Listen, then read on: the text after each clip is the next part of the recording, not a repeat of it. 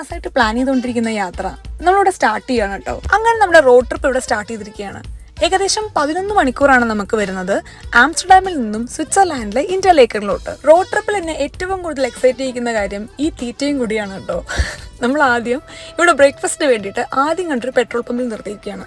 നമുക്ക് ഇഷ്ടമുള്ള പനീനിയും സാൻഡ്വിച്ചും ഒക്കെ കഴിച്ചതിന് ശേഷം നമ്മൾ വീണ്ടും രാമായണ കാറ്റൊക്കെ വെച്ച് യാത്ര സ്റ്റാർട്ട് ചെയ്തു. ഒരു 3-3.5 മണിക്കൂറിന് ശേഷം കാറ് ചാർജ് ചെയ്യാൻ വേണ്ടിയും ഒപ്പം നമ്മളെ ഒന്ന് ചാർജ് ചെയ്യാൻ വേണ്ടി ഒരു കിഡ്ലൻ സ്പോട്ട് കണ്ടുപിടിച്ചു കേട്ടോ. നല്ല കാരമലൈസ്ഡ് ആയിട്ടുള്ള ഒണിയനൊക്കെ ഇട്ട ബാർബിക്യൂ ചിക്കൻ പിസ്സയൊക്കെ കഴിച്ച് നമ്മൾ യാത്ര വീണ്ടും ഇവിടെ സ്റ്റാർട്ട് ചെയ്തിരിക്കുകയാണ്.